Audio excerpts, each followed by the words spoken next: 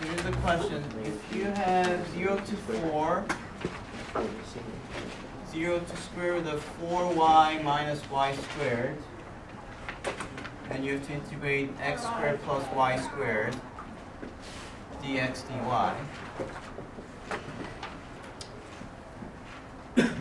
How can you calculate this? Well, it's doable, but close to impossible if you try to integrate as it is, because I mean, trying to integrate square root of x squared plus something, that's not easy.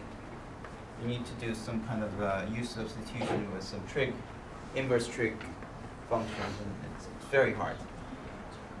And that's why in the question it said to change to polar coordinates and compute. If you change it to polar coordinates, suddenly it becomes an integral that you can calculate. Okay? So let's try to change to polar. So the question is change to polar and compute. First, the domain. What's the domain? This is this should be thought as x equal to 0, which is just the y-axis itself. And then what's x equal to square root of 4y minus y squared? I wonder what curve this is. All right. To figure out what kind of graph this is, you should square both sides to get x squared equal to 4y minus y squared. Move everything to the left so you get x squared plus y squared minus 4y equal to 0. Can you see what kind of graph this is? If you already saw that it's a circle, that's great. Okay? If you didn't, then we have to do something in order to really make it like a circle. What do we do? Complete the square. We have to complete the square. Do you know how to complete the square? You take this coefficient here, -4, and the process is you first take that number and divide it by 2, right? And then you have to square it. So if it was -6, you would do -6 divided by 2, which is -8. You square that, you get 9. Okay? For us, it's -4. -4 divided by 2 is -2. -2 squared is +4. This is 4. What do you do with this number? Add it to both sides. You add to both sides. +4 plus 4. Okay. And therefore, you get x squared, and you get y squared minus 4y plus 4. If you think about this, if you think about two numbers that add to -4 and multiply to 4, it's y minus 2 and y minus 2, right? So it's a product of y minus 2 and y minus 2, so you end up with y minus 2 squared. And on the other side, 4 is 2 squared, and you end up with this formula.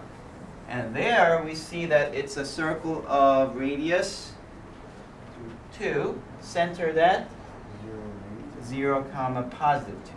Okay, 0, comma positive 2. So you can draw the graph. What's the graph? It's 1, 2, 0, comma 2 is the center, and the radius is 2.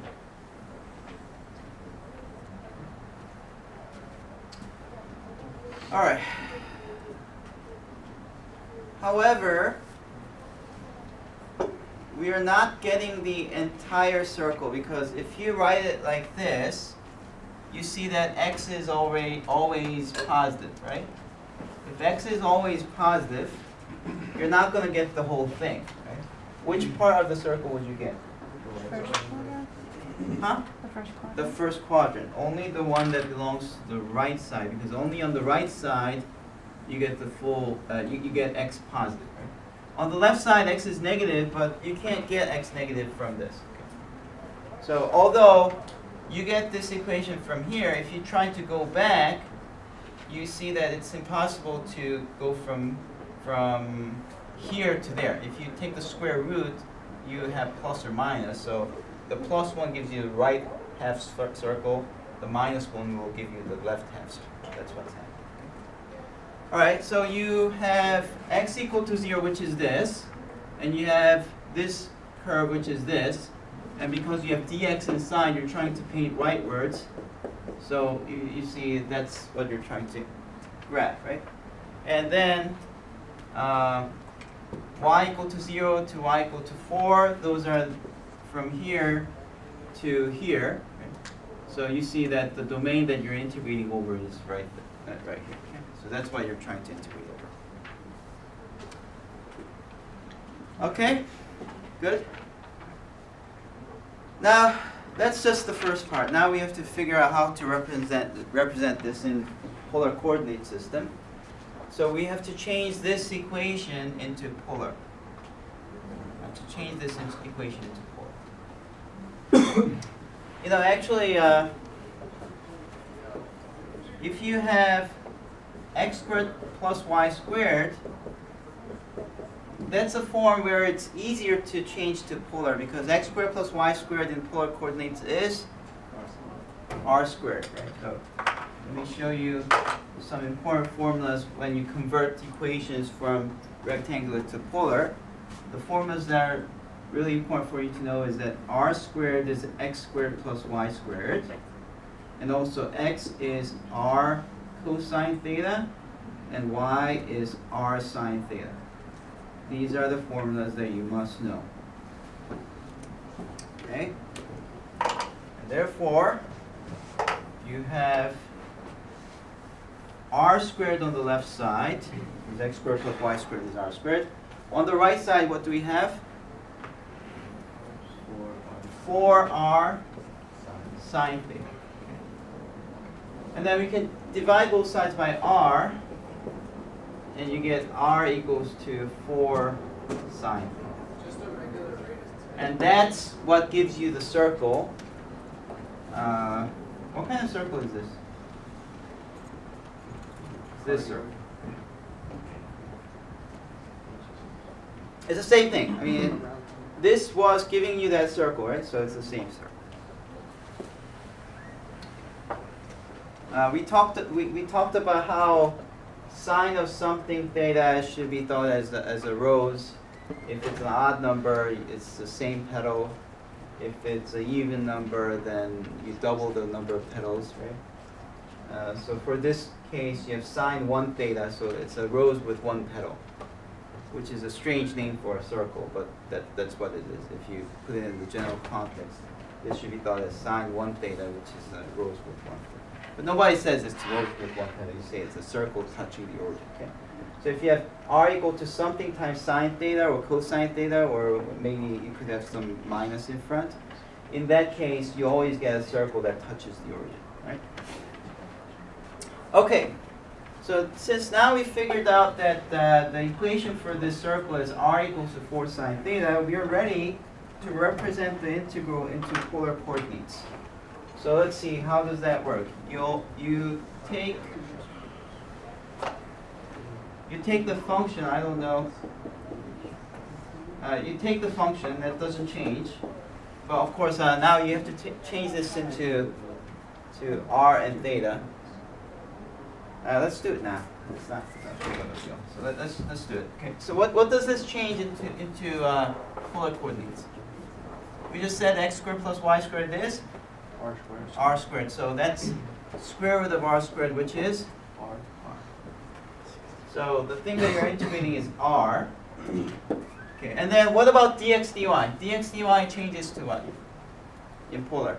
Yeah, No. It's Dx dy R, is D, r dr theta. d theta. R dr d theta. Okay? Remember that. Dx dy or dy dx, they're the same as r dr d theta. So you have another r. By the way, when you use cylindrical, you also have this. The only difference is you have an extra dz if you go to cylindrical. Do you remember what to use for spherical? Yeah. Rho squared sine theta. Okay. Okay. Now for dr. See, we're trying to represent this one, and having dr inside means you're going radially. So starting from the origin, you're trying to cover this region radially, like that. And where's the beginning point? Origin. 0. Yeah, the origin is 0. R equal to 0. Where do you end? You end at a point on this curve, right? So what do you write? This thing, right? So r starts from 0 and it ends at 4 sine theta. Okay. What about d theta? The angle goes from here until there, right? So what's the angle? 0/2.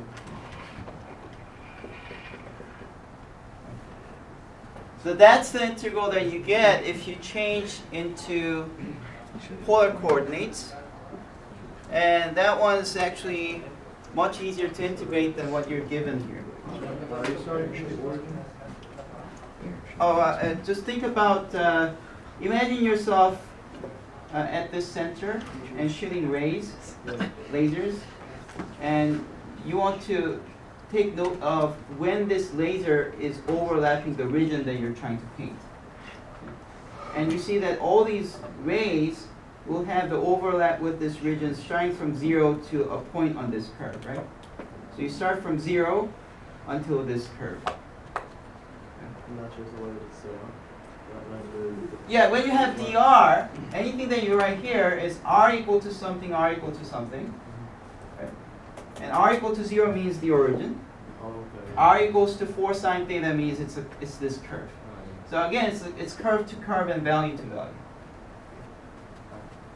Any other questions? All right, now let's actually finish this question by calculating the integral. This is r squared. If you integrate r squared, you get 1/3 r cubed, and you have to plug in 4 sine theta and 0. So 4 sine theta goes in there, and you get 1/3. 4 sine theta cubed is 64 sine cubed of theta, and 0 to pi over 2, and d theta. And I think, do you remember how to integrate this? If it's odd power, what do you do? You have to do 1 minus sine squared. You have to use sine squared theta equal to 1 minus cosine squared. So you write this as sine theta times sine squared theta, which gives you integral of 0 to pi over 2. We had a formula sheet for this.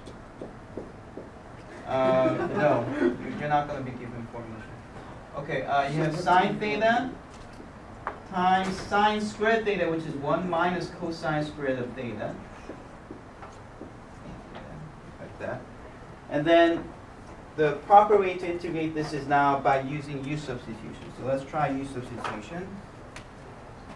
U equal to cosine theta.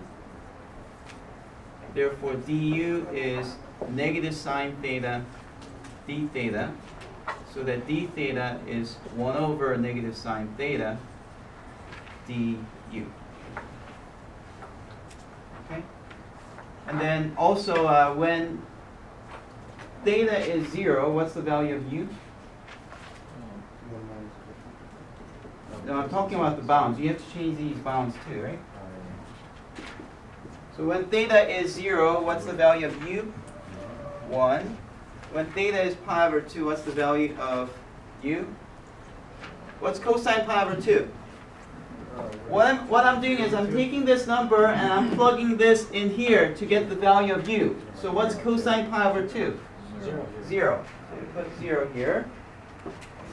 64 over 3 sine theta 1 minus u squared times 1 over negative sine theta d theta, no, du, sorry, du.